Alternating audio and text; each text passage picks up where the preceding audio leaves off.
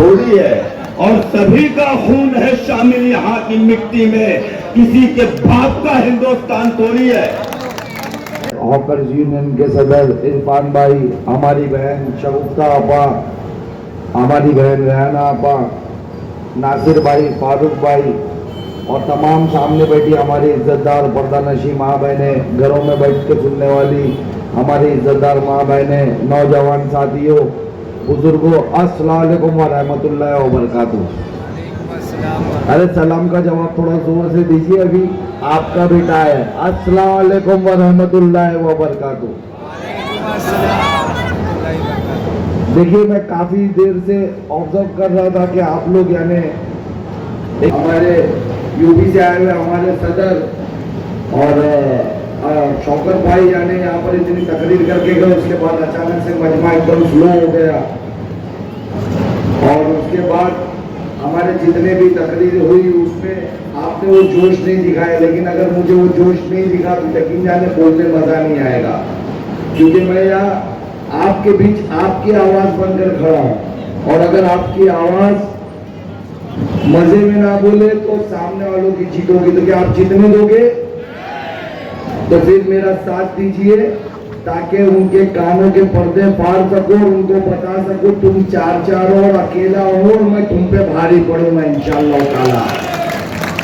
देखिए, corporation election लड़ने का जो फैसला है, मैं आज मेरे वार्ड में खड़ा हूँ, मेरे लोगों के बीच में खड़ा हूँ। मैं मेरी बात रखने से पहले मैं कुछ इंट्रोडक्शन देना चाहता हूँ कि मेरे साथ जो कैंडिडेट्स हैं, हमारे रशीद कंपाउंड से हमारे डॉक्टर आसिफ पोची साहब है, हमारे मुशीर भाई उनकी अहलिया है, हमारे अदनान भाई उनकी बहन है, उनकी भाभी है, ये वहाँ से इलेक्शन कंटेस्ट कर रहे हैं, आप लोग उन्हें मौका दीजिए। हमारे रुखसार भाई है, उनकी बहन, हमारी बहन वहाँ टीचर है, वो 29 नंबर पैनल से, उनका साथ दीजिए। और मैं 26 नंबर पैनल से हूँ, मेरा तो पूरा साथ दीजिए। देखिए कैसा है कि आप लोगों के हिम्मत जो आप लोगों ने मुझे दी, हमेशा साथ दिया, उसके बल पर मैं आज जिनसे मुकाबला कर रहा हूँ वो 4 टाइम के नगर सेवक लोग हैं, 20 साल के नगर सेवक है और मैं उनके साथ मुकाबला कर रहा हूँ। और पिछले 9 साल से वो जीते हुए हैं, गद्दियों पे बैठे हुए हैं, उनकी सीटें हैं, लेकिन यकीन जाने फिर भी मैं मुकाबले के लिए खड़ा हो गया, क्योंकि मुझे पता था कि मेरी आवाम इस बार इंशाअल्लाह ताला जिस तरीके से पिछले 9 सालों से वो घर पे आराम कर रहे थे, उसको कायम का आराम करवा देगी इस इलेक्शन के बाद उनको। आपने देखा इन पिछले 9 सालों में, मैं पहले हॉकर से बात करूंगा कि मैंने जब भी यहाँ के हॉकर्स पे मुसीबत आई, जब भी बुलडोजर की राजनीति मेरे शहर में करने की कोशिश की गई, मेरे बाजार पर बुलडोजर लाने की कोशिश की गई और हॉकरों ने मुझे आवाज दी, मैं उस बुलडोजर के सामने खड़ा रहा और उस बुलडोजर को इस बाजार से रिटर्न किया, लेकिन मेरे एक भी हॉकर पे हाथ नहीं लगाने दिया। क्या मैं ये झूठ बोल रहा हूँ कि मैं सच बोल रहा हूँ? आपने देखा, मुझे पता है वो हॉकर्स पे कार्रवाई कौन करवा रहा था, वो यही नगर सेवक लोग और यही यहाँ के एमएलए लोग की साजिश थी। वो आपकी रोजगार छीनना चाहते थे, लेकिन मैंने वो होने नहीं दिया। आज उसके बदले में एक वोट मांगा, क्या मुझे एक वोट नहीं मिलेगा? क्या मेरा हक नहीं है आपके वोट पे? क्या मेरे सदर बैरिस्टर असदुद्दीन ओवैसी साहब का हक नहीं है आपके वोट पे? देखिए, आज देश भर के अंदर जो हालात बने हुए, जिस तरीके से कहीं अभी हमारे शौकत भाई बता रहे थे, कहीं हमारी दाढ़ी पकड़ कर मारा जा रहा है, कहीं हमारी टोपी खींच के मारा जा रहा है, कहीं हमारी बहनों को बुर्का पहनकर कॉलेजों में आने से रोका जा रहा है, इसके खिलाफ कौन आवाज उठाता है? इसके खिलाफ कौन सी पार्टी आवाज उठाती है? इसके खिलाफ मेरा सदर क्या नाम है उनका? जब वो आवाज उठाते, यहाँ पर उन्होंने मुझे आपका नुमाइंदा बनाकर उतारा है। जब भी शहर को जरूरत पड़ी, चाहे कब्रिस्तान का मामला हो, चाहे रिजर्वेशन जमीन का मामला हो, आपके लिए किसने आवाज उठाई? आपके लिए किसने आवाज उठाई? जरा जोर से बोलिए मेरे भाइयों।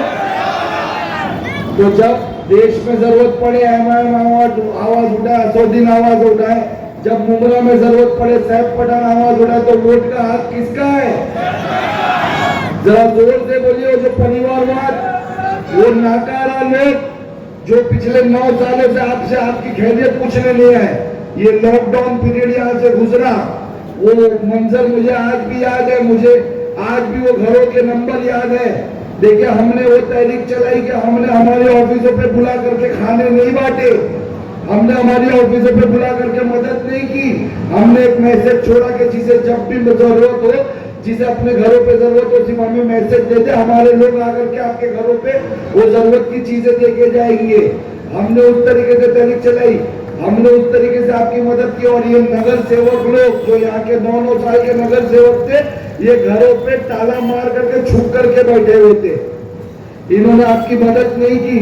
जब भी इस वार्ड को जरूरत पड़ी, जब भी इस शहर को जरूरत पड़ी, जब भी इस कौम को जरूरत पड़ी, आज मैं देख रहा हूं कि कुछ लोग मेरे वार्ड के कुछ बड़े बड़े जिम्मेदार जो तो खुद भी 5 साल तक दिखाई नहीं देते, पिछली बार तो 9 साल इलेक्शन हुआ उसमें दिखाई नहीं दिए, अब लोगों को फोन कर रहे हैं, मेरे लोगों को फोन कर रहे हैं और बोल रहे, अरे आप क्या कर रहे हो, अगर आप वन साइड पतंग चलाओगे तो यानी भाई बीजेपी आ जाएगी, आप ऐसा मत करिए, आप जो तुतारी से आए हुए उसको वोट दीजिए। मैं उन जिम्मेदारों से कहना चाहूंगा, लॉकडाउन में तुम्हारे फोन क्यों बंद थे, लॉकडाउन में तुमने हमारे लोगों को क्यों फोन नहीं किए, और आज तुम फोन करके बीजेपी का डर दिखा के वोट मांग रहे हो।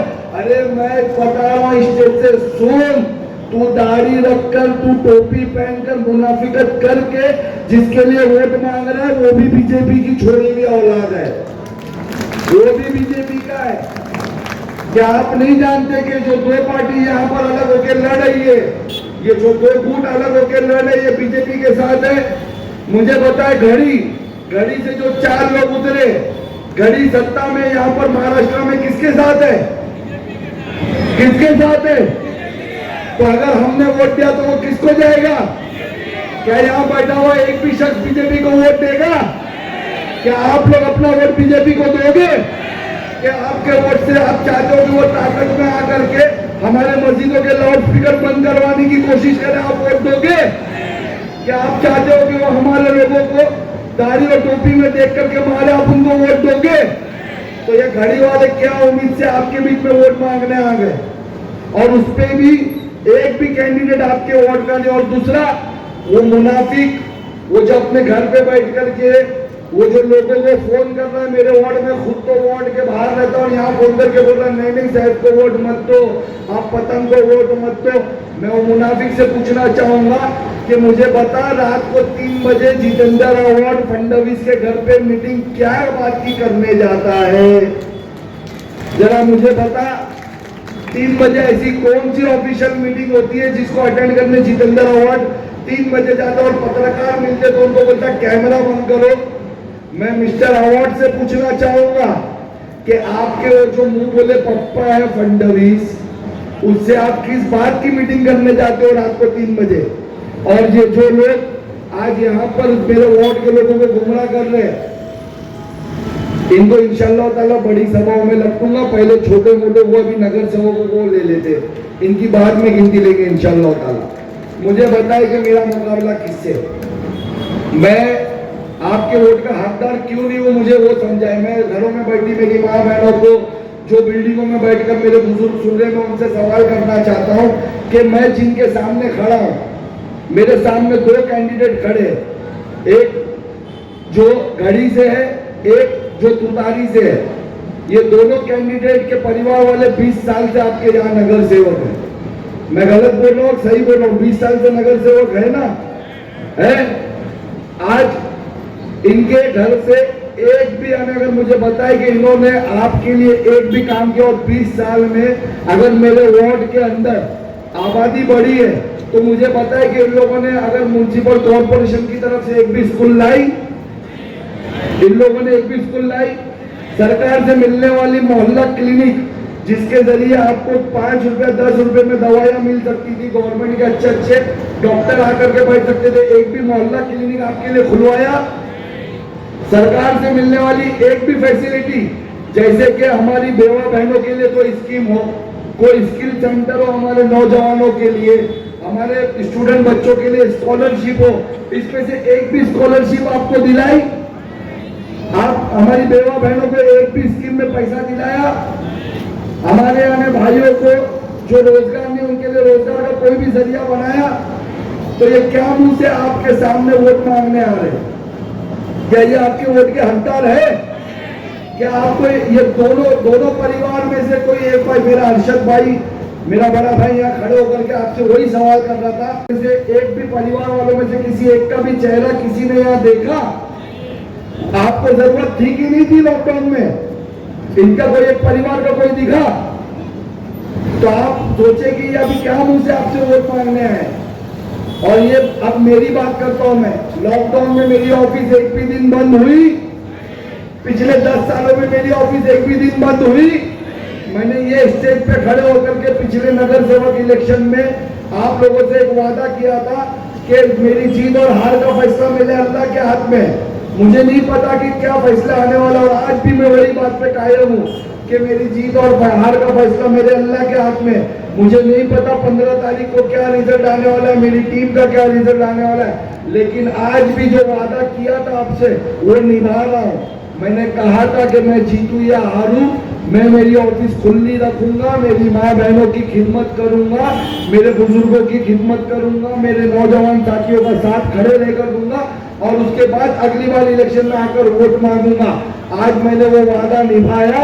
5 साल के बजाय 9 साल बाद इलेक्शन हुए, मैं वहां खड़ा रहा, मैंने आपकी खिदमत की, मैंने मेरी ऑफिस बंद नहीं होने दी, और उसके बदले में आपसे एक वोट मांगने आया हूं, और आपसे वो एक वोट हक से मांगूंगा। इनकी तरह घरों पे बैठ करके छुप करके गूंगा नहीं लिया हूं, हर मुद्दों पे बोला हूं, तोरण के खिलाफ बोला हूं, रेलवे पे एस्केलेटर्स के लिए बोला हूं, शहर में पार्किंग के लिए बोला हूं, कहीं भी अगर देश भर में मेरे लोगों पे जुल्म हुआ उसके खिलाफ बोला हूं। इन सब चीजों के बाद हॉकरों पे जुल्म होता था उसके खिलाफ बोला, मार्केट पे उखड़ने नहीं दिया, लोगों ने उखाड़ने की कोशिश की, वो रोका, उसके बाद आपसे वोट मांगने आया। बताओ अब मैं हकदार हूं या वो हकदार है? मेरे भाई इनको समझिए, ये राजावाद, ये अभी भी राजाओं की जिंदगी जी रहे। इनको लगता है कि बॉम्बे कॉलोनी लावारिस है, इनको लगता है कि बॉम्बे कॉलोनी में कोई भी काबिल नहीं है।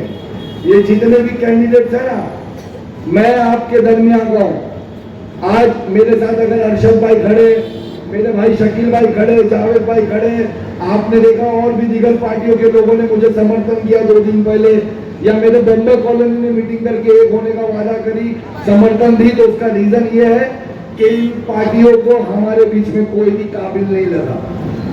आज 4 वार्ड है, मैं वार्ड की सीमा रेखा बता रहा हूं आपको, आप समझिए। एक वार्ड आपका जो शुरू होता है वो रेती बंदर सर्कल से शुरू होता है और दत्तूवाड़ी पे खत्म होता है, ये आपका ए वार्ड है। उसमें बी वार्ड जो दूसरा आपका शुरू होता है वो दत्तूवाड़ी से शुरू होता है और शैलेश नगर के पीछे हिस्से पे खत्म होता है, सिर्फ आगे की एक बिल्डिंग नहीं है उसमें, ये आपका बी वार्ड है। और उसके बाद आते हैं आपके 2 वार्ड, ये 2 वार्ड है सी और डी। ये सी और डी का जो सीमा रेखा है वो है जिसपे हमारे भाई साहब की ऑफिस है ना, वो पहली बिल्डिंग और उदयनगर की गली, और ये दामोदर ये बाजार का जो हिस्सा है ना, इसके पीछे का हिस्सा ये आपका सी वार्ड है। और डी वार्ड जो है हमारा, ये बाजार के अंदर का हिस्सा। आप मुझे बताएं क्या हमारे सी और डी में कोई भी काबिल नहीं था जिनको इन पार्टियों से टिकट मिल सकती थी, या इन पार्टियों को टिकट देना चाहिए था? इन्होंने एक को भी टिकट नहीं दिया। एक मेरा भाई अगर आज इनके साथ लॉयल रहा, उस पर इतने इल्जाम लगे, हाँ मैंने उसकी मट्टी के ऊपर बोला, मैंने उसका बताया कि जब कब्रिस्तान में मट्टी डाली गई, वो वीडियो मैंने वायरल की। वो अरे मैं तो आज भी कहता हूँ कि कब्रिस्तान में मट्टी चोरी हुई। मैंने कब मना किया? एक वीडियो वायरल करके बोल रहे कि आज मट्टी चोर को साथ में ले लिया। अरे तुमको इतनी तकलीफ हो गई कि मेरे को एक भाई ने आकर समर्थन दिया मोहल्ला कमेटी के हिसाब से, तो उसकी बेइज्जती करने निकल गए कि साहब तूने वीडियो डाला था। लेकिन ये क्यों नहीं बोलते कि मैंने वो वीडियो में उसके बॉस का भी नाम डाला था, जो मिट्टी चोर नहीं, पूरा कब्रिस्तान चोर था, जितेंद्र हुआ। मेरी वीडियो मुकम्मल दिखाओ, बताओ कि वो वीडियो में जो मेन सबसे बड़ा चोर था, जिसने कब्रिस्तान चोरी किया, जिसने स्लाटर हाउस चोरी किया, जिसने रिजर्वेशन की जमीन चोरी की, जो टोरेंट की दलाली करता है, उसका नाम है यहाँ का एमएलए जितेंद्र रावत। उसका भी वीडियो बताओ। वो एक गरीब ने सिर्फ मोहल्ले के लोगों के मशवरे पे इत्तेफाक रखा और बोला कि ठीक है, अगर सी और डी में इनको कोई भी काबिल नहीं लगा, एक बंदा हमारे वार्ड से मेहनत करता है, लोगों के लिए आवाज उठाता है, लोगों के लिए बोलता है, मेरे उससे जो भी इख्तिलाफात हो उसके बावजूद भी मैं उसको समर्थन देता हूं। तो आप लोगों को इतनी मिर्ची क्यों लगी?